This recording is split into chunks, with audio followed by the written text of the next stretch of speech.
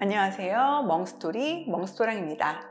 오늘의 주제는 넌 누구냐? 조단백, 조지방인데요. 조단백, 조지방 어떤 분들은 굉장히 익숙한 그런 단어이실 거고요. 어떤 분들은 굉장히 생소한 단어이실 수도 있을 텐데요.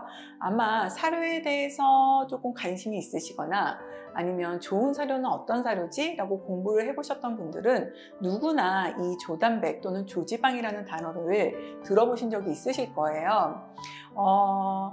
그리고 사실은 사료를 몇 년 먹었다 라고 이야기를 했었을 때에는 굉장히 자연스럽게 이 단어에 대해서 이야기를 하게 돼요. 그거 조단백이 어떻게 돼? 조지방이 어떻게 돼? 이런 이야기를 하게 되는데 조단백이 무슨 의미예요? 라고 물어봤었을 때 이거에 대해서 정확하게 이야기를 하실 수 있는 분은 그리 많지 않은 걸로 알고 있습니다. 그래서 오늘은 이 조단백이 도대체 뭔지 그리고 조지방은 도대체 무엇인지에 대해서 이야기를 한번 해보려고 합니다. 그 사료 뒷면을 보면 사실 이 좋은 사료를 고른다라고 이야기를 했었을 때에는 성분표를 보는 게 굉장히 중요하거든요. 그래서 이렇게 뒷면을 좀 보게 되는데 바로 이 뒷면에서 이 조단백이니 조지방이니 이런 것들을 확인을 하실 수가 있으세요. 그런데 저는 이렇게 성분표 보는 걸 굉장히 좋아해서 처음 우리 애들 그 사료를 샀었을 때 그 뒷면을 딱 보고 이건 성분이 어떻게 되지? 그다음에 영양 비율이 어떻게 되지? 라고 해서 이렇게 딱 봤는데 조단백, 조지방, 조섬유, 조회분 이런 식의 그 단어들이 쭉 나오는 것들을 봤어요. 그랬을 때 이건 뭐지? 라는 생각을 했었던 기억이 납니다. 왜냐하면 학교를 다닐 때 사실은 단백질 또는 지방 이런 것들 배우잖아요. 탄수화물. 하지만 조단백질, 조지방, 조섬유질 이런 단어는 사실은 배운 적이 단 한 번도 없었거든요.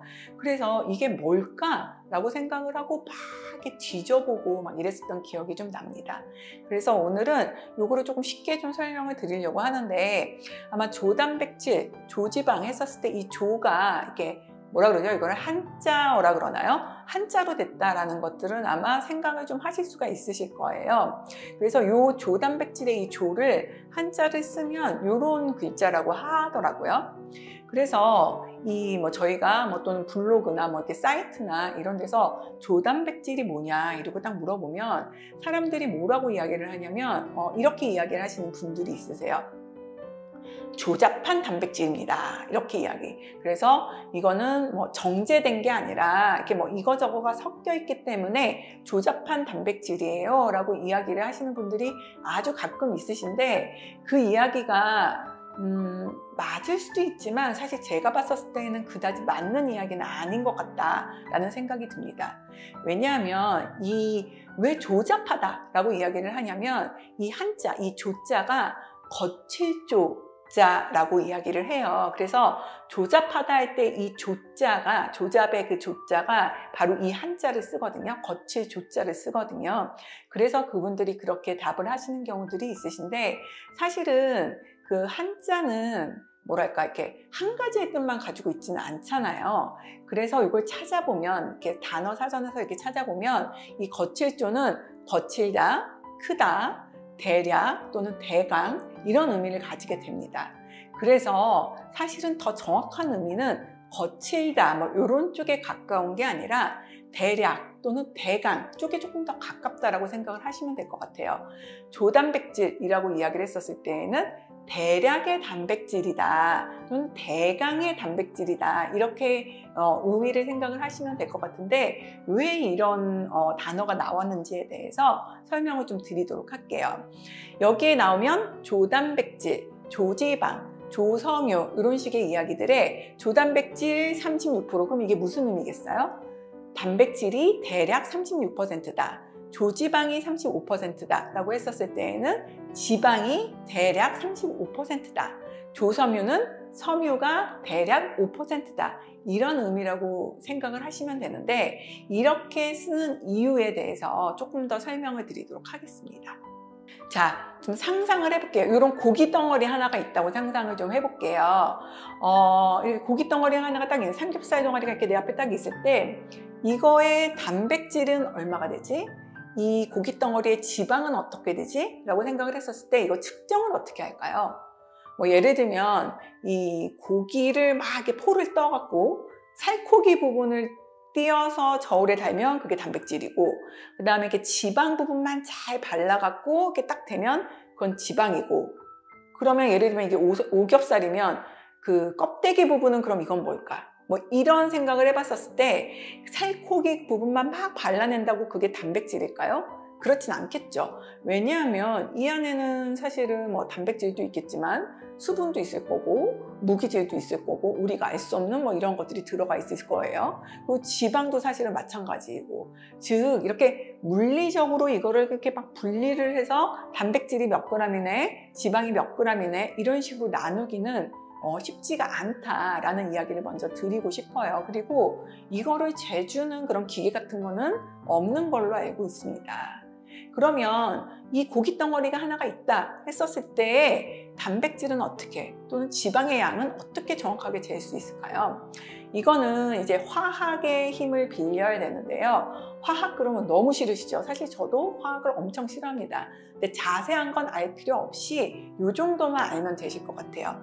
이게 뭐 단백질이 예를 들면 100g이 있다라고 치면 화학자들이 이 단백질에 막 이렇게 분자 막 이런 것들을 막 이렇게 분해를 한다 그러나요? 이렇게 분석을 쭉 하게 되면 화학식에 따르면 단백질 안에는 항상 질소라는 원소가 포함이 되어 있고, 이 원소의 뭐 이런 이게 분자죠. 이 질소 분자의 그런 분자량이나 이런 것들을 막 계산을 해보면 단백질이 100g이 있으면 질소는 몇 g이 있다라고 이야기를 하면 계산을 했었을 때 16g이 나오는 게 정상이다 라고 보시면 된다고 하더라고요. 그럼 이 이야기는 거꾸로 이야기를 해서 만약에 이 고기 덩어리에서 질소가 몇 g이 있는지를 알 수 있으면 단백질이 몇 g인지 알 수가 있는 거겠죠. 근데 이 훌륭하신 화학자분들이 뭐 여러 가지를 막 개발을 해서 그런 기계가 있다고 해요. 그래서 이 고기를 딱 넣었을 때, 그러니까 어떤 성분을 딱, 고기만은 아니겠죠. 어떤 성분을 딱 넣었을 때 이 기계를 막 통과를 하게 되면 이제 여러 가지 이렇게 분해도 하고 뭐 이런 과정을 거치겠죠. 그리고 나면 이 고기의 질소량을 측정을 할 수 있다고 합니다. 즉 어떤 고기를 넣었을 때 질소가 이 안에는 얼마가 들었다라는 걸 정확하게 알려주는 기계가 있는 거예요. 그러면 막 쟀더니 이 고기에는 예를 들어서 질소 16g이 나왔다. 그러면 이건 단백질이 몇 g이 들었을까요? 아까 제가 말씀드렸잖아요. 단백질 100g에는 질소가 16g이 들었다라고 이야기를 했기 때문에 이 고기를 분석을 해서 질소가 16g이 나왔다라고 이야기를 하면 단백질이 몇 g이다? 약 100g이다 라고 우리가 추측을 해낼 수가 있는 거예요. 그리고 이 16g에서 단백질이 100g이다 라고 우리가 추측을 해내는 거는 그야말로 추측을 하는 거기 때문에 이게 정확하다라고 이야기를 할 수가 없어요. 왜냐하면 사실은 이 질소라는 게 꼭 단백질에서만 나오는 건 아니거든요. 뭐 예를 들면 요소 뭐 이런 데에서도 나올 수가 있고 하기 때문에 꼭 단백질에서 나온 질소인 거야 라고 이야기를 할 수 없기 때문에 이거는 대략의 추정치다라고 우리가 생각을 하면 되는 겁니다. 아니 그러면 너무 정확하지 않은 거 아니야? 라고 이야기를 하실 수도 있지만 뭐 이 정도까지가 지금까지 할 수 있는 어떤 약간 뭐 최선? 뭐 이 정도 효율적인 그런 것들이라고 했었을 때 요거를 이렇게 추측을 해낼 수 있다라고 생각을 하시면 될 것 같아요. 그렇기 때문에 우리는 이 단백질량을 그냥 단백질량이라고 하지 않고 조단백질 이런 식으로 부르는 거죠. 대략의 단백질량이 이 정도다라고 우리가 추측을 합니다 라는 의미로 조단백이라는 의미를 쓴다라고 보시면 될 것 같아요. 그러면 굉장히 이제 조금 쉬워지는 느낌이 들지 않으신가요? 사료가 있어요. 이 사료에도 뭐 단백질도 들어있고 뭐 지방도 들어있고 여러 가지가 들어있겠죠. 그러면 여기에 이 사료에 단백질량이 얼마가 되지?를 알기 위해서는 뭘 하면 될까요? 맞아요. 아까와 같이 그 기계에 이 사료를 넣어보면 되는 거예요. 그래서 예를 들면 이걸 막 돌려서 나왔더니 질소가 8g 있어 라고 우리가 확인을 할 수 있었다. 그러면 뭘 알 수 있는 거죠? 이 사료에 들어있는 단백질의 양을 알 수가 있는 거죠. 아까 말씀드렸잖아요. 질소가 16g이다 라고 했을 때에는 단백질이 몇 g이라고요? 100g이다 라고 알 수 있듯이, 예를 들면 질소가 8g이다 그러면 16g의 반이잖아요. 그럼 단백질은 몇 g이겠어요? 바로 이 사료의 단백질은 50g이 담겨 있습니다 라는 걸 우리가 유추할 수 있다 라고 보시면 될 것 같습니다. 이렇게 측정을 하는 거기 때문에 아주 정확한 단백질의 양은 아니기 때문에 조단백질, 이런 식으로 이야기를 한다 라고 이해를 하시면 될 것 같아요. 마찬가지예요. 단백질, 지방, 섬유, 회분, 이런 모든 것들의 양이 얼마나 들었지? 라는 거는 이런 식으로 이렇게 뭔가 추정을 할 수 있는, 실험을 해서 이렇게 측정을 하는 거기 때문에 우리가 다 앞에 조자를 붙이게 되는 겁니다. 조단백질, 조지방, 조섬유, 조회분, 이런 식으로요.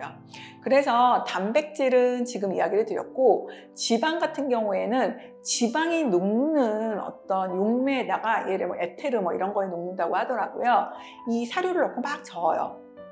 그래서 이 에테르에 녹아든 양을 딱 측정을 하면 그게 지방의 양이 되기 때문에 지방이 이 정도 들었구나 라고 추정을 하는 거고, 예를 들면 섬유질 같은 경우에는 잘 녹질 않거든요. 용매나 이런 데 잘 녹지 않기 때문에 여러 가지 녹는 용매에다 다 녹인 다음에 남는, 그래도 녹지 않고 남아있는 것들을 바로 이 조섬유의 양이라고 우리가 생각을 하는 거고, 마지막으로 회분 같은 경우에는 보통 무기질 또는 미네랄 이런 것들을 의미를 하는데, 회분 같은 경우에 태워서 재가 남잖아요. 그래서 그 재의 양을 재는 걸로 바로 이게 무기질이 어느 정도겠구나 라는 것들을 추정하는 방법을 쓴다고 합니다. 그렇기 때문에 사료에는 조단백질, 조지방, 조섬유, 조회분, 이런 식의 단어를 쓴다라고 이해를 하시면 될 것 같고요. 그렇게 어려운 얘기는 아니었다라고 보시면 될 것 같아요.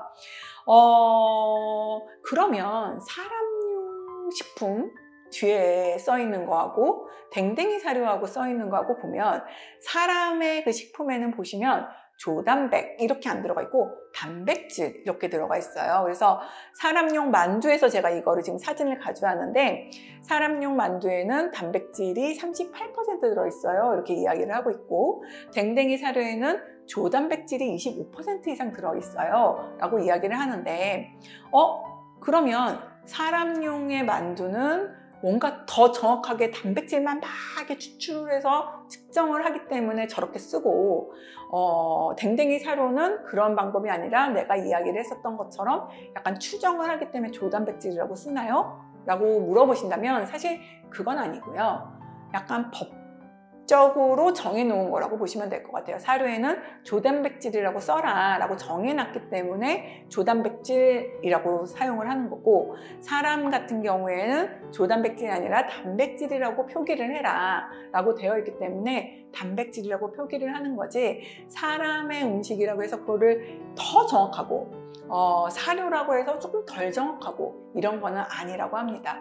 어떠신가요? 조단백질, 조지방, 조섬유 별로 어렵지 않았죠? 그리고 앞에 제가 이야기를 하는 이런 복잡한 것들은 사실 잊어버리셔도 될 것 같고요. 어떻게 생각하시면 될 것 같으냐면 그냥 단백질의 양인데 대략의 단백질의 양, 대략의 지방의 양, 이 정도의 의미를 가지고 있구나 정도만 기억을 하셔도 좋은 사료를 고르거나 했었을 때 큰 도움이 되실 거라고 생각을 합니다. 개인적으로 굉장히 궁금해서 찾아봤었던 그런 내용들을 오늘 좀 공유를 드렸어요.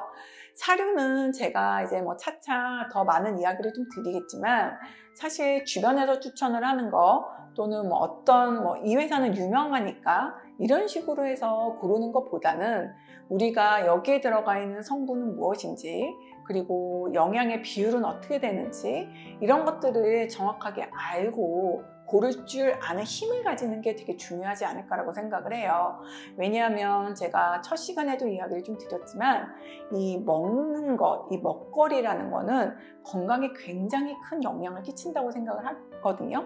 그래서 늘 우리 애들이 먹는 거에 대해서 신경을 조금 바짝 쓰고 더 좋은 거를 먹여야 되겠다라고 우리가 노력을 할 때 우리 애들이 더 건강하게 우리 옆에 있을 수 있지 않을까라는 생각을 하면서 오늘 오늘 이 정도로 좀 말씀을 드리려고 하고 있고요.